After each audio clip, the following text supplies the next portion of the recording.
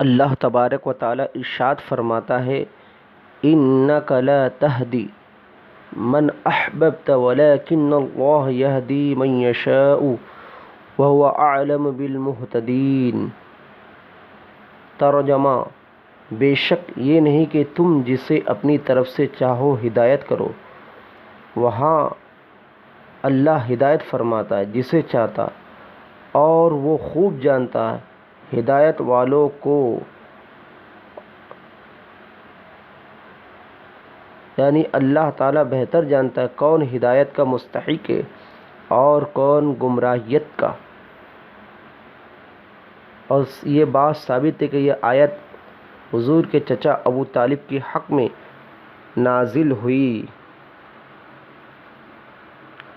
یہ ابو طالب کے حق میں نازل ہوئی۔ اس آیت کریمہ کی تفسیر میں سرکار غوث اعظم فرماتے ہیں کہ جناب ابو طالب کے انتقال کے وقت، تفسیر جیلانی صفحہ نمبر 188، کہ جب جناب ابو طالب کے انتقال کے وقت اللہ کے رسول نے فرمایا اے چچا لا الہ الا اللہ کلمہ پڑھو، تو آپ کے ایمان کی اللہ تعالیٰ کی بارگاہ میں میں گواہی دوں گا۔ اللہ کے رسول نے جناب ابو طالب سے بار بار یہی اصرار فرمایا، لیکن ابو طالب نے کلمہ شہادت پڑھنے سے انکار کر دیا، جس کا صاف مطلب یہ ہو کہ جناب ابو طالب نے اسلام قبول نہیں کیا، آپ مسلمان نہیں ہوئے۔ حضور سید عالم صلی اللہ تعالی علیہ وسلم جناب ابو طالب نے کلمہ نہیں پڑھا اللہ کے رسول کا، تو اللہ کے رسول نے ان کے ساتھ قرابت داری اور ان کے احسانات، ان کے خدمات اور آپ کے ساتھ ان کی ہمدردی اور محبت کا لحاظ فرماتے ہوئے فرمایا، یعنی میں تمہارے لیے استغفار کروں گا۔ حضور سید عالم صلی اللہ علیہ وسلم نے باوجود جناب ابو طالب کے ایمان نہ لانے پر بھی ان کے لیے استغفار یعنی مغفرت، یعنی اللہ تعالیٰ سے بخشش اور معافی طلب کرنے کو فرمایا۔ ساتھ میں یہ شرط لگائی جب تک کہ اللہ تعالیٰ مجھے اس چیز سے روک نہ لے۔ تو اللہ تبارک و تعالی نے ارشاد فرمایا ما کان للنبی والذین آمنوا ان یستغفروا للمشرکین ولو كانوا اولی قربى من بعد ما تبین لهم انہم اصحاب الجحیم۔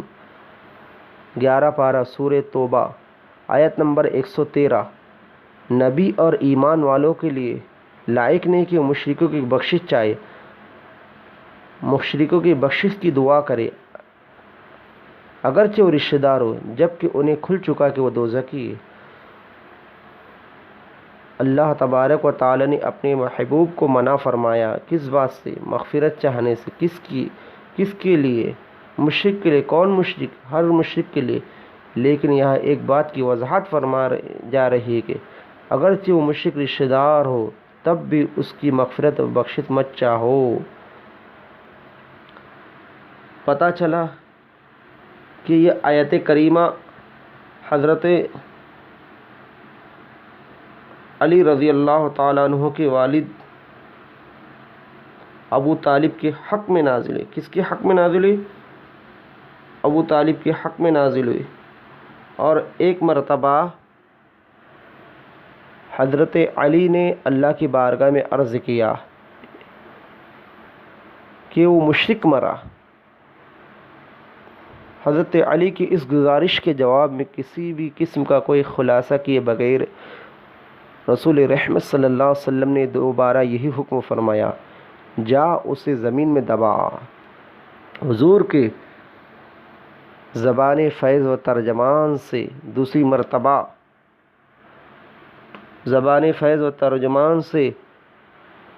دوسری مرتبہ بھی یہی نکلا۔ تو حضرت علی نے مزید کوئی عرض و معروض کیے بغیر حکم پر تعمیل کرتے ہوئے اپنے والد ابو طالب کو دفن کرنے چلے گئے۔ پھر کیا ہوا؟ حضرت علی فرماتے ہیں جب میں اپنے والد کو دفن کر دیا، پھر میں حضور کی خدمت میں حاضر ہوا۔ اللہ کے رسول نے فرمایا اے علی غسل کر۔ اس حدیث سے چند باتیں ثابت ہوئی۔ حضرت علی نے ابو طالب کے حضور سید عالم صلی اللہ علیہ وسلم نے ابو طالب کے لیے حضرت علی کو حکم دیا اسے زمین میں دبا دے۔ جس کا صاف مطلب یہ کہ ابو طالب کو دفن کرنے حضور صلی اللہ علیہ وسلم تشریف نہیں لے گئے بلکہ وہیں پر تشریف فرماتے جہاں سے آپ نے حضرت علی کو دفن کرنے بھیجا۔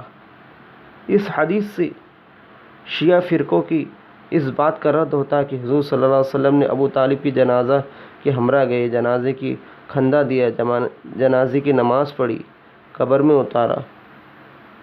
اس وقت نماز جنازہ فرض نہیں تھی، اور اسلام میں سب سے پہلے نماز جنازہ صحابی رسول حضرت اسعد بن زرارہ رضی اللہ تعالیٰ عنہ کی پڑھی گئی۔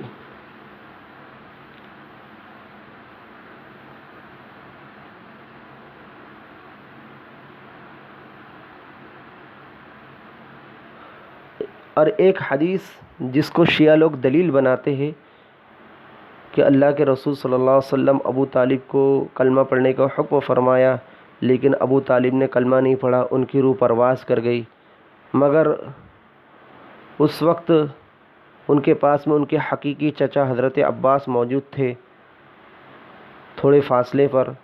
جب ابو طالب نے دیکھا کہ حضرت عباس نے دیکھا ابو طالب کے ہونٹ ہل رہے، آپ ہونٹوں کے قریب اپنے کان لگائے، کس نے؟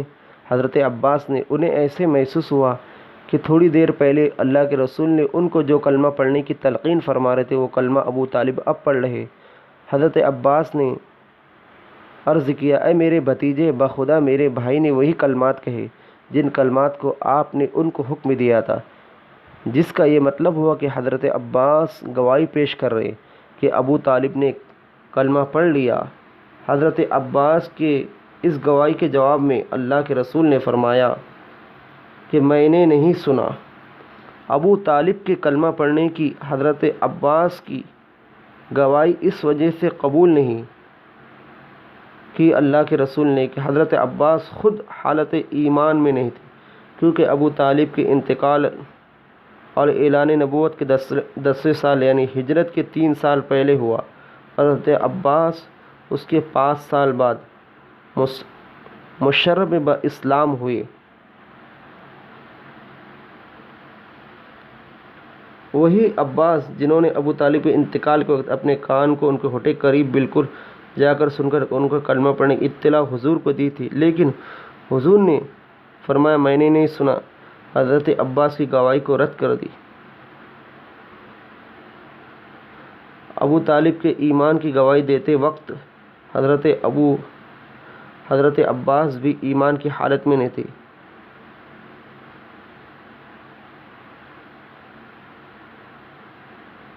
حدیث کریمہ کی کثیر التعداد کتاب ٹٹول ڈالو، ایک حدیث بھی ایسی نہیں ملیں گی کہ اسلام قبول کرنے کے بعد سے لے کر اپنے انتقال تک حضرت عباس نے ایک مرتبہ بھی روایت کر کے یہ گواہی دی ہو کہ انتقال کے وقت میں نے ابو طالب کو کلمہ پڑھتے ہوئے سنا۔ البتہ حضرت عباس سے حضرت ابو طالب کے جہنم کے عذاب کی حدیث ضرور مروی۔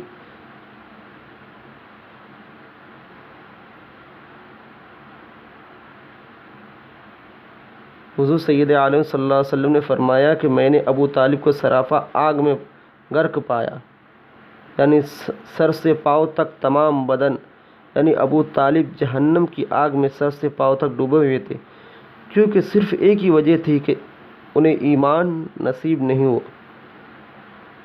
حضور سید عالم صلی اللہ تعالی علیہ وسلم کی شان رحیمی و کریمی ملاحظہ فرمائی۔ حضور کا دریائے کرم جوش میں آیا۔ ابو طالب جو پورے بدن کے ساتھ جہنم کی آگ میں ڈوبے ہوئے تھے، ان کو کھینچ کر پاؤں تک آگ میں کر دیا۔